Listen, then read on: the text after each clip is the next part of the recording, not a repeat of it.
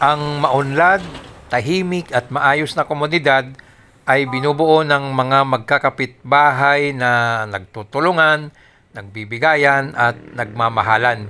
Hindi ng magkakapitbahay na wala nang ginawa, kundi ang bantayan at tingnan ang bawat kilos ng kanilang mga kapitbahay o kilos ng kanilang kapwa. Katulad ng mga pinaggagawa ni Mar at Itis. Kilala nyo ba si Mar at Itis? Kilala nyo ba yung dalawa na yan? Kapitbahay nyo rin yan. Malay nyo, pati kayo ay kasama na sa kanilang pinag-uusapan ng inyong mga kapitbahay. Ang magkakapitbahay ay may karapatan sa bawat isa sa kanila. Halimbawa lamang, ikaw, kung may kailangan ka o ikaw ay nangangailangan ng tulong, ikaw ay may karapatan sa kapitbahay mo na tulungan ka niya. O vice versa, kung siya ay nangangailangan, ay may karapatan siya sa iyo na tulungan mo. Halimbawa lamang din, kung ikaw ay nakakaangat sa buhay at yung kapitbahay mo ay medyo naghihikahos at nagkataon may dala kang pagkain, nagkataon din na nakita niya na may dala-dala kang pagkain, siya ay may karapatan sa iyo na mag-share din o mag-share ka sa kanya ng iyong dala-dalang grasya. Ganon din sa iyong mga kayamanan. Sabihin ng ibang mga pilosopo, o ba't ako magsishare? Wala naman silang naiambag sa aking nalikom na kayamanan, wala naman silang naiambag sa dala-dala kong pagkain. Oo, tama naman yun, wala silang naiambag, pero ang kautusan ng ating Panginoon ay pakainin ang mga nagugutom, painumin ang mga nauuhaw. Ngayon, ang tanong, ano ngayon kung hindi ko sila painumin, hindi ko sila pakainin, hindi ko sila tutulungan? Anong magagawa nila? Oo, wala silang magawa, kundi tingnan lang o titingnan ka lang nila na ikaw ay nakakaangat sa buhay, maganda ang katayuan sa buhay, pero tandaan mo, ikaw ay nagkasala. Bakit ka nagkasala? Sapagkat hindi mo sinunod ang kautusan ng ating Panginoon na tumulong ang magpakain sa mga nagugutom at magpapainom sa mga nauuhaw. Kaya sa madaling salita, ang kayamanan mo ay hindi lamang intended para sa iyo. Ang ibig sabihin, ang kayamanan mo ay para sa lahat. Aba, magtaka ka ngayon, bakit para sa lahat?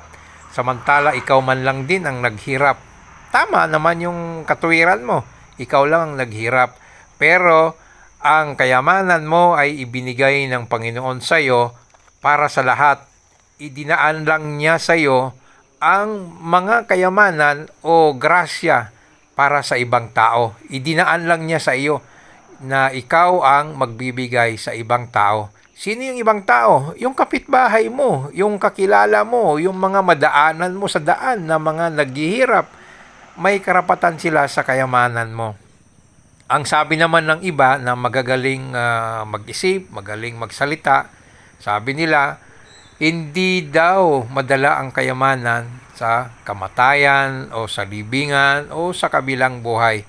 Isa pang katotohanan yun. Totoo yung pinagsasabi nila na hindi mo madala ang kayamanan mo.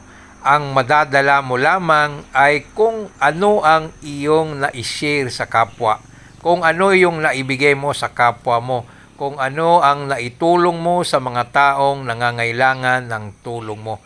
Ang mga nalikom mong kayamanan ay maiiwan yan sa iyong mga mahal sa buhay.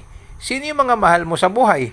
Ang asawa mo, ang anak mo, ang mga magulang mo, kapatid mo, o mga kakilala mo na malapit sa puso mo at binibigyan mo sila ng share o kabahagi sa kayamanan mo.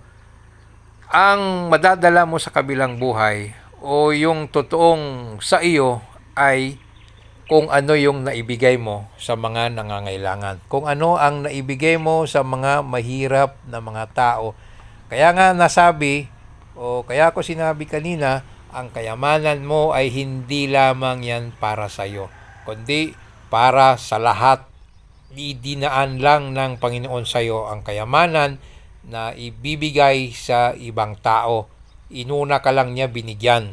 Ang madadala mo, ang para lamang sa iyo dyan, sa kayamanan na naliko mo, ay kung ano ang na-share mo, naibigay mo sa ibang tao. Sino yung ibang tao? Lagi nating sinasabi, ang ibang tao ay yung mga taong hindi mo naman kaano-ano, kundi nagkataon lang kapitbahay mo, nagkataon lang nakilala mo, o nagkataon lang na nadaanan mo, nakita mo na naghihirap. Tandaan mo kapatid, ikaw ay nakakaangat sa buhay. Ibig sabihin, nauna kang pinagbigyan ng Panginoon na magkaroon ng kayamanan. Kaya marapat na i-share mo na rin sa iba ang karangyaan o yung sarap ng buhay na tinatamasa mo na ibinigay ng Panginoon sa iyo. Sasabihin mo na, ba't ako mag-share? Wala naman silang naiambag. Tama, wala naman silang naiambag. Pero yan ay para sa lahat. Idinaan nga lamang sa iyo ng Panginoon. Ikaw ang inuna niyang binigyan ng kayamanan o grasya. Lalong-lalo na dapat ang inuuna mong binibigyan ng grasya o pinagsishare o binabahaginan ng grasya mo ay ang kapitbahay mo. Sapagkat ang kapitbahay ang siyang itinuturing na tunay na kapatid. Lalo na kung ang kapatid mo sa dugo ay hindi naman nakatira malapit sa tinitirhan mo. Kaya ang itinuturing na kapitbahay at kapatid ay ang kapitbahay mo. Dahil kapag ikaw ay nangangailangan at nagkaproblema, kapitbahay mo ang unang magre-responde sa iyo. Sila ang unang makakatulong sa iyo pagdating ng panahon ng pangangailangan, sapagkat ang kapatid mo sa dugo ay malayo naman sa iyo. Hindi mo naman kapitbahay, hindi mo naman o hindi mo kasama sa tinitirhan mo, sa lugar kung saan ka nakatira. Kaya tandaan natin mga kapatid, ang kapitbahay ay dapat mahalin, igalang at hindi pinipintasan at hindi nililibak, bagkos ito ay tinutulungan. Kung wala sila, bibigyan sila ng kung anong meron sa atin, sapagkat ang ating maibibigay sa ating kapitbahay, sa ating kapwa, ang siyang magiging share natin sa ating kayamanan. Tama yung sinasabi nila, ang ating kayamanan ay hindi natin madadala sa kabilang buhay. Ngunit ang madadala lamang natin sa kabilang buhay ay kung ano ang na-share natin sa ating kapitbahay, sa ating kapwa.